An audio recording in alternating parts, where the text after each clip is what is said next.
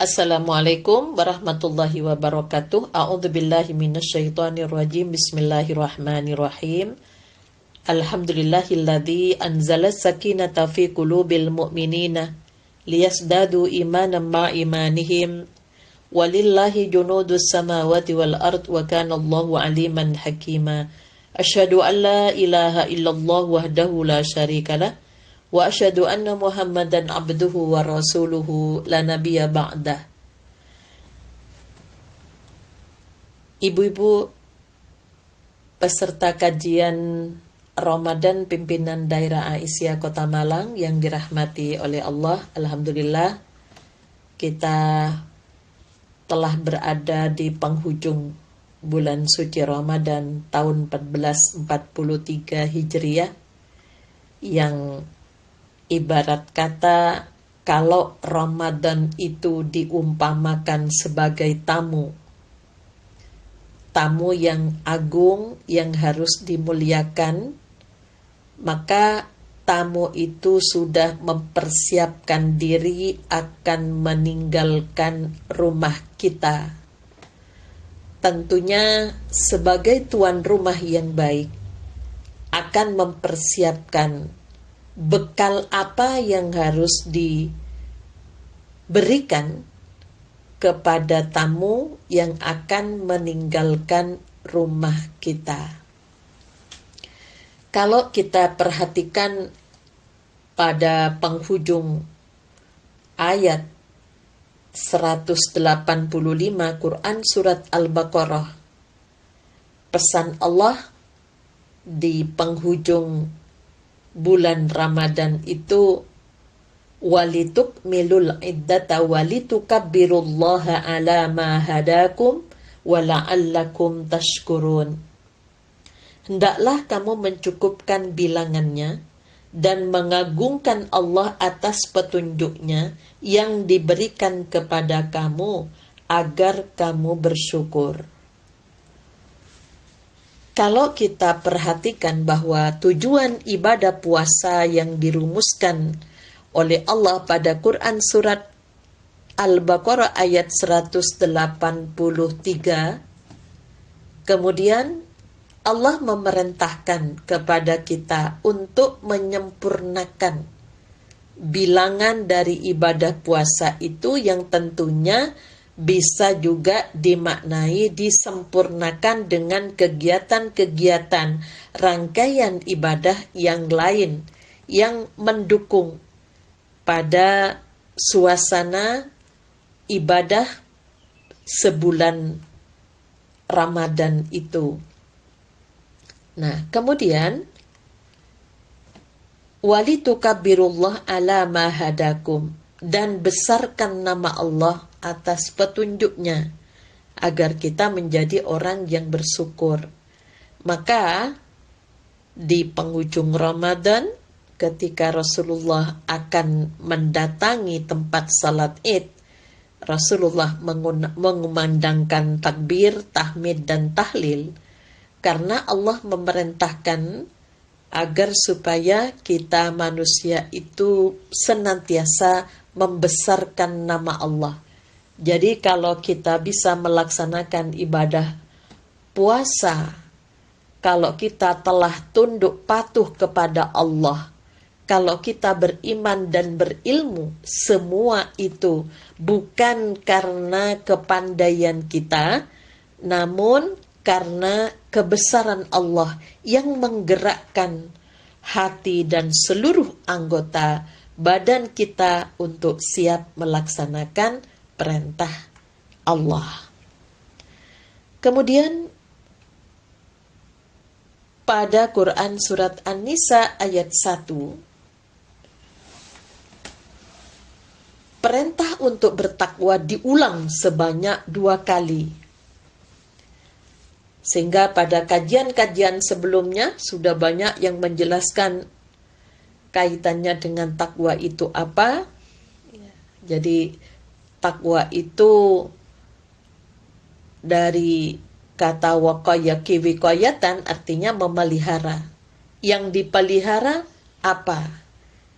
Nah, jadi di setiap keadaannya senantiasa merasakan hadirnya Allah pada dirinya, sehingga dimanapun berada akan selalu bersikap hati-hati, baik kepada Tuhannya maupun terhadap sesama manusia. Pada akhir surat An-Nisa ayat 1, perintah bertakwa itu wattaqullah alladzi tasaaluna bihi wal arham. Kita disuruh bertakwa kepada Allah. Ya, kalau kita berdoa, tempat memohon kita itu hanya Allah, dan Allah memerintahkan untuk memelihara silaturahim, hubungan yang terkait dengan peranakan. Untuk itulah maka setiap hari raya, momentum hari raya, biasanya umat Islam itu menyempatkan diri untuk berkunjung, membangun silaturahim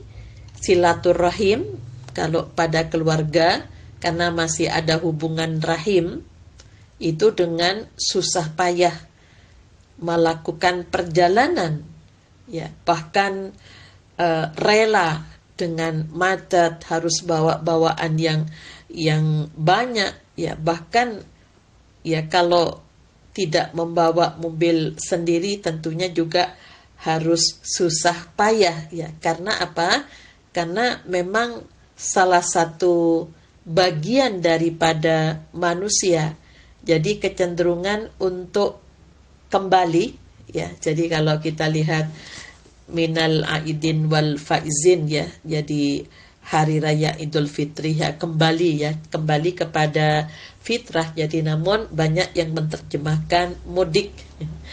Mudik artinya bagaimana hal itu ya memang menjadi sebuah tradisi yang ada di negara kita, namun bagaimana kita meluruskan momentum silaturahim itu betul-betul dimanfaatkan sedemikian rupa, ya, sehingga kaitannya dengan bentuk-bentuk silaturahim yang kalau kita perhatikan di dalam agama, yang pertama adalah berbuat baik, ya, terutama dengan memberikan bantuan secara material untuk memenuhi kebutuhan hidupnya, terutama pada dzawil kurba. Dzawil kurba itu hubungan yang lurus, anak kepada orang tua kepada anak, dengan menyamping pada saudara kandung, ya. Jadi saudara gitu, ada yang seayah juga, ada yang hanya seibu. Nah, ini yang perlu diperhatikan, bentuk-bentuk silaturahim itu apa?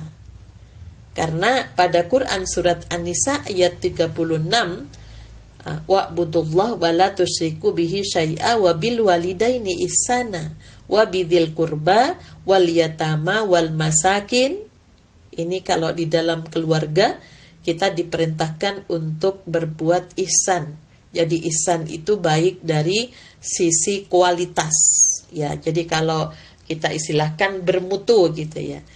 Dengan siapa selain kedua orang tua? Ada kerabat yang yatim dan yang orang-orang yang miskin, bahkan berkembang pada tetangga dekat dan tetangga di samping kiri kanan, ya.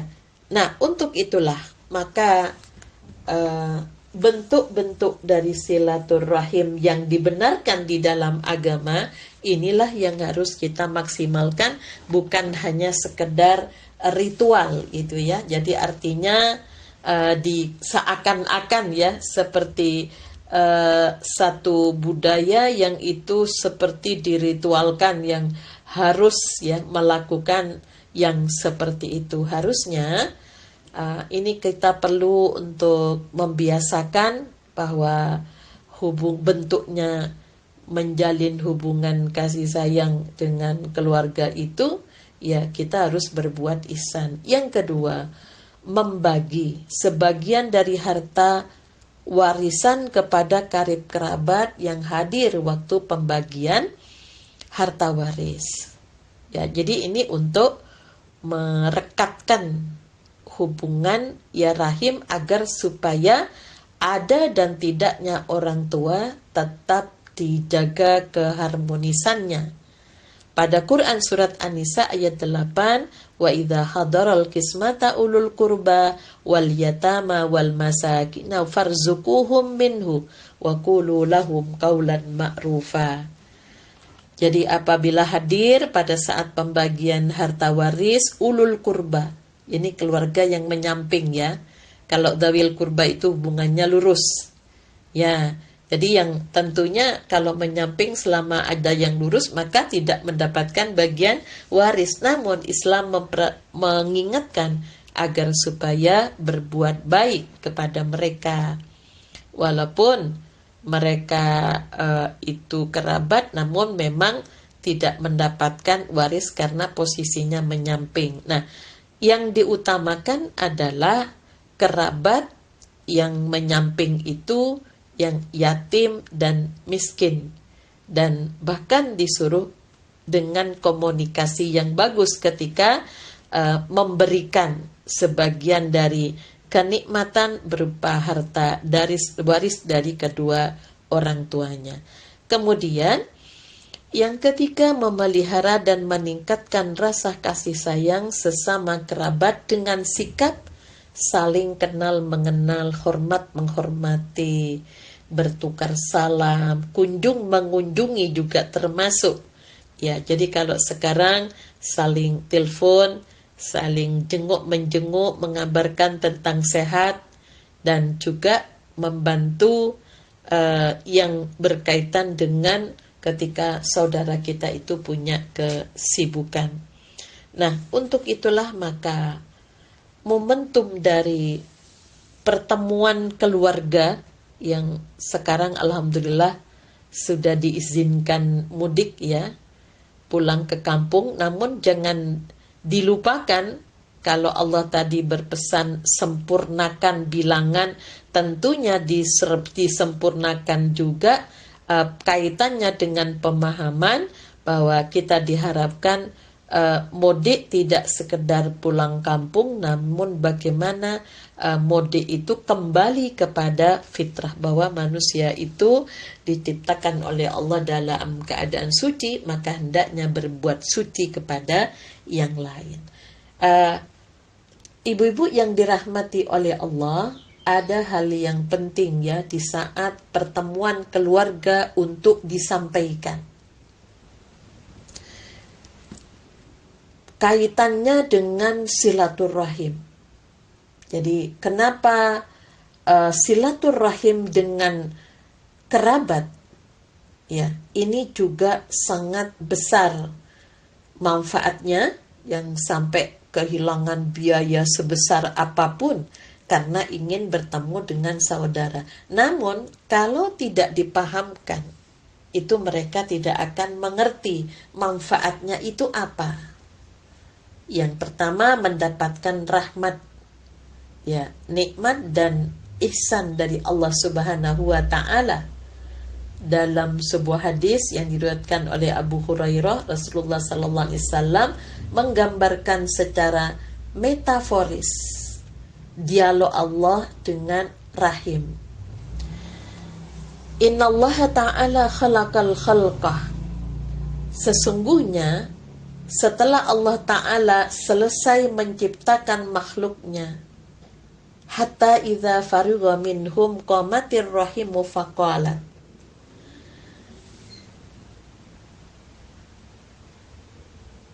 Maka rahim bangkit berkata, inilah tempat orang yang meminta perlindungan kepadamu dari memutuskan silaturahim.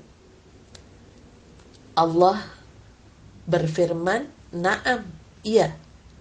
Ama tardina, apakah engkau sudah puas? An asila man wasilaki wa aqta'a man qata'aki. Aku menghubungkan orang yang menghubungkanmu dan memutuskan orang yang memutuskanmu. Rahim menjawab, qalat bala, tentu, sepakat ini MOU-nya Allah dengan rahim, tempatnya janin. Qala fadzalika, tentu, lalu Allah berfirman lagi, ya, fadzalika, demikianlah bagimu. Kemudian Rasulullah sallallahu alaihi wasallam menyampaikan, ikra'u in syi'tum, bacalah jika kalian menghendaki. Jadi perlu untuk dipahamkan, kalau Allah melarang adanya memutus silaturahim, karena rahim tempat anak, kalau anaknya 10 tentunya tinggal di rahim yang sama gitu ya.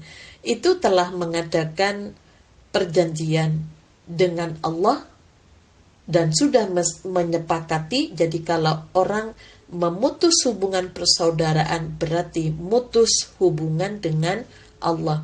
Kalau nyambung dengan persaudaraan berarti nyambung hubungannya dengan Allah.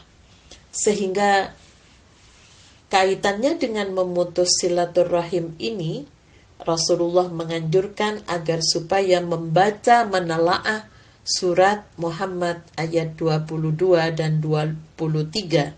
Fahal asaitum in tawallaitum an tafsidu fil ardi wa tuqatti'u arhamakum ulaika alladhina la'anahumullahu fa asammahum wa a'ma absarahum.